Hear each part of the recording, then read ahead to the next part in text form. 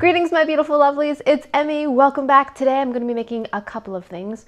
First thing I'm going to be making is my favorite strawberry jam. I got tons and tons of requests to share this recipe when I did my Inkigayo sandwich video. I'll put that link up above and down below. I've been waiting for the local strawberries to come in, and they have. So I'm going to show you how to make the strawberry jam, and then I'm going to show you how to make the sandwich.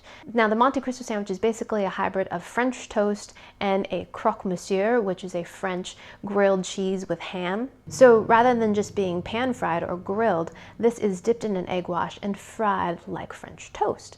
And then it is served with a side of jam and dusted with powdered sugar. There is also a version that you can find at Disneyland that involves the same ham and cheese and turkey combination, but rather than just being pan sauteed in the egg wash, it is deep fried.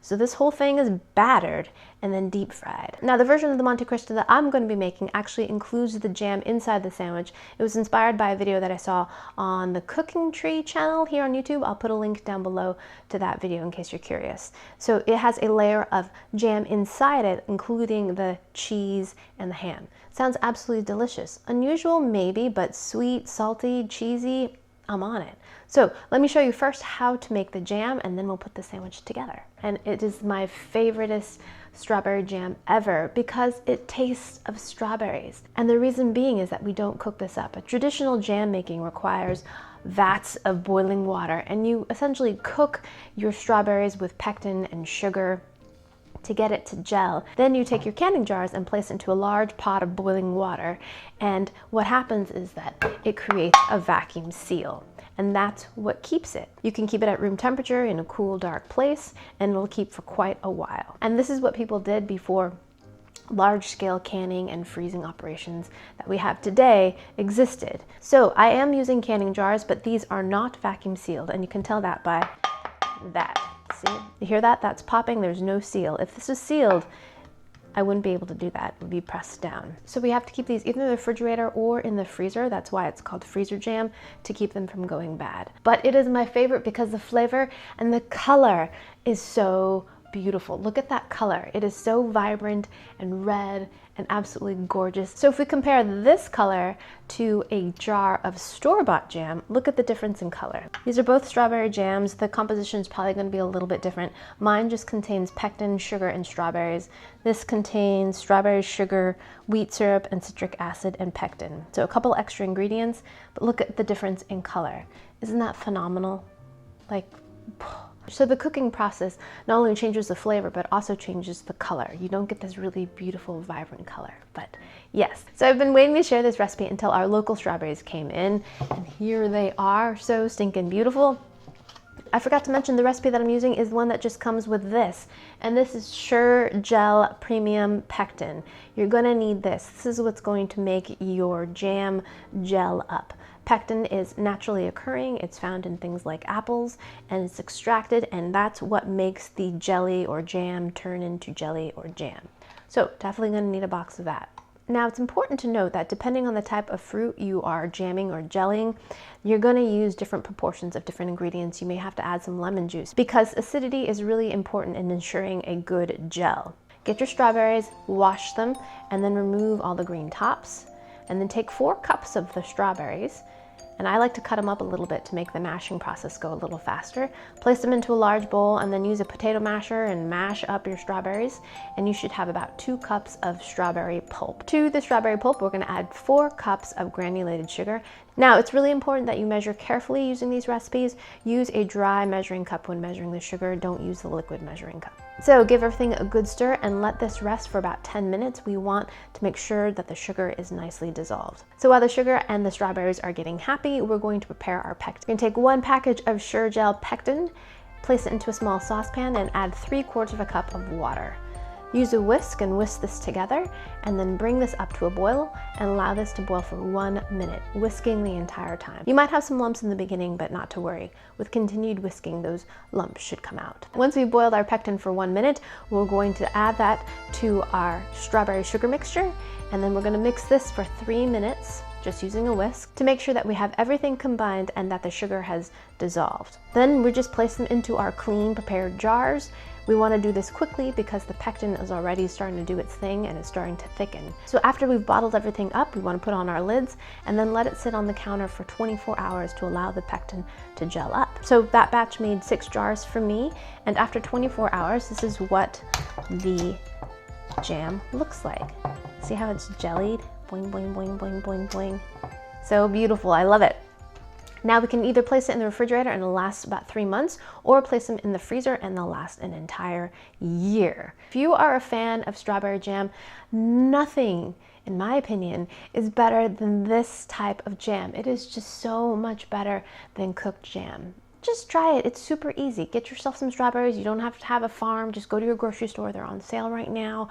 Get them, mush them up, sugar, pectin, and then you have this. It makes great gifts too, by the way. Wonderful gifts.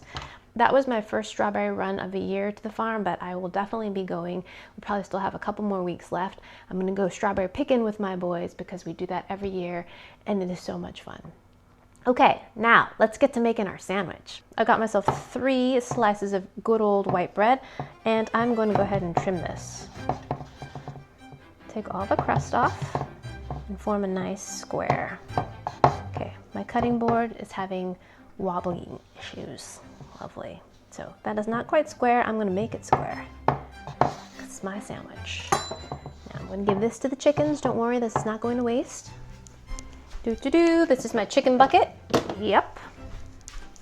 Right, now we're going to make the sandwich.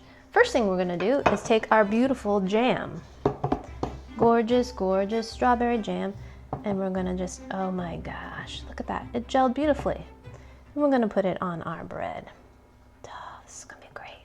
Look at that color. It's like electric. So beautiful. Meanwhile, I've got my griddle preheating here on the side because we're gonna fry this puppy up. Now we're gonna put jelly on all the layers.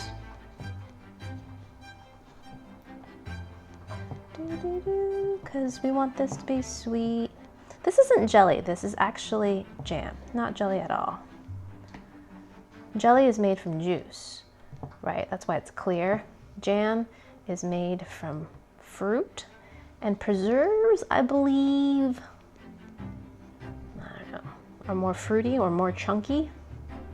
Or conserves, I don't know. Alton Brown, where are you? Help me with my definitions.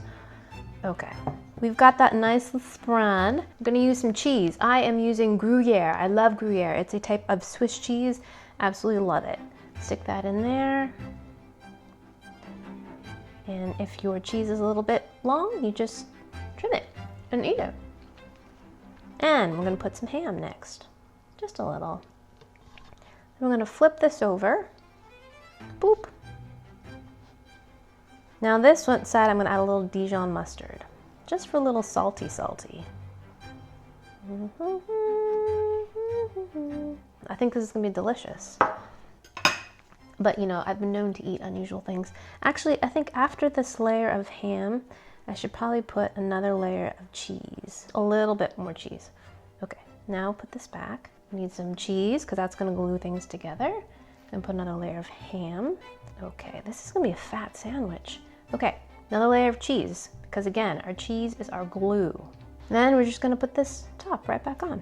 Now we're gonna take a large egg,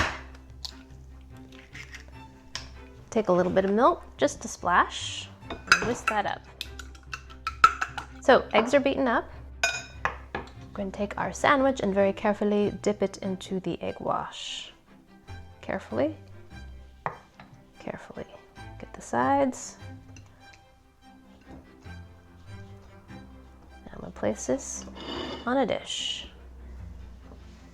Wash my hands. This is my beautiful Zojirushi griddle here. Love this thing. I'm just gonna use just a tiny bit of oil here, just a tiny bit. The reason why I'm using oil is that butter likes to burn, and this sandwich needs a little bit more time to grill up than a normal grilled cheese because it's so much thicker. So I got these, I just washed them. It's funny, people think that I don't wash gadgets and stuff beforehand, and I just don't show that to you because, you know, you want to see me wash things. So I got these from Don Quixote when I was in Hawaii, and I haven't tested them out yet, so excited to do that. Now, I don't have the temperature on this set too hot because I want this to have some time to kind of get melty. So it's on kind of a low temperature setting. So far, it looks pretty good. Okay, so now we are ready to flip. I definitely recommend 2 spatulas. Let's see how this looks. Oh yes, look at this. Yes, looking gorgeous. Yes, yes, yes, I love that. I love that. You've been waiting patiently, you're like, okay, okay, and then you do it and you're like, yeah, yes. So I'm gonna do like they do in some of those Korean street vendor videos where they're like sliding the stuff on the griddle. Okay. This is smelling really good. Nice and toasty, a little eggy, smelling some cheesiness. Yes, it's looking very nice. Now, because we have thick sides, we gotta also grill the sides and edges as well. Now, if you were deep frying this, you wouldn't have to worry about any of those edge business because you'd be deep frying the whole thing. It'd be like submerging and floating in like vats of hot oil. I imagine the Disney version is probably really tasty too. Nice crispy batter, a little bit more weight towards the batter, a little less about the egg. To me, it makes it less French toasty though and more like fried chicken, but I guess it's just how you look at it. Okay, so I think this side might be ready. Yes, it is. So I'm gonna stand it on its edge just a little bit, just to get the sides a little bit toasted. Yep, we don't have a lot of structural integrity here, so we're gonna have to do this. That's beautiful and finished.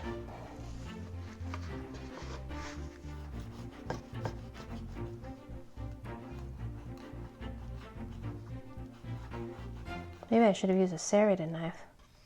Oh, that's a pretty sandwich. Okay, let's stack this up.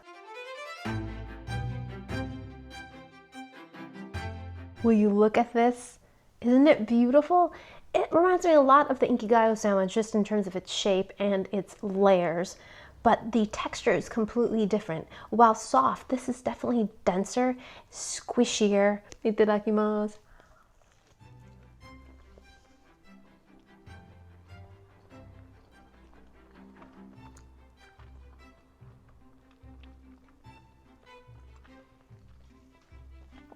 Delicious. Delicious.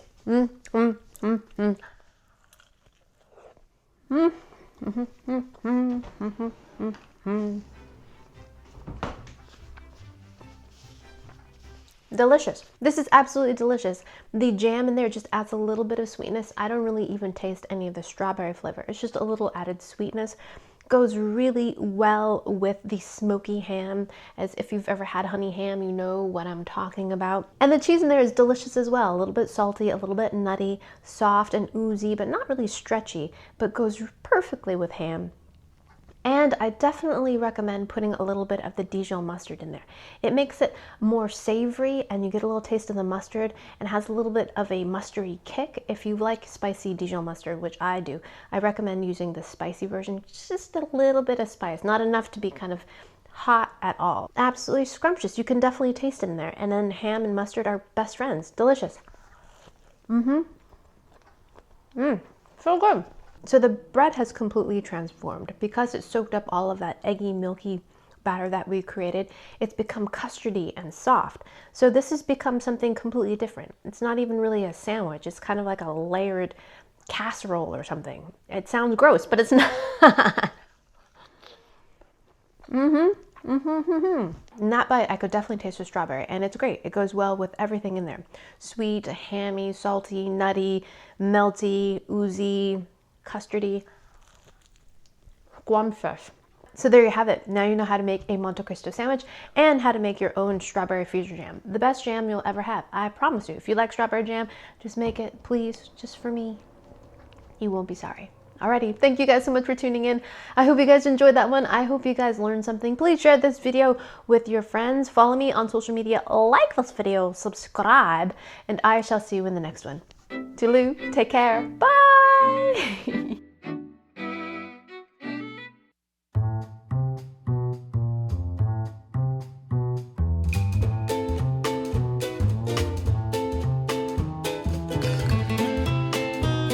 Should be really good with a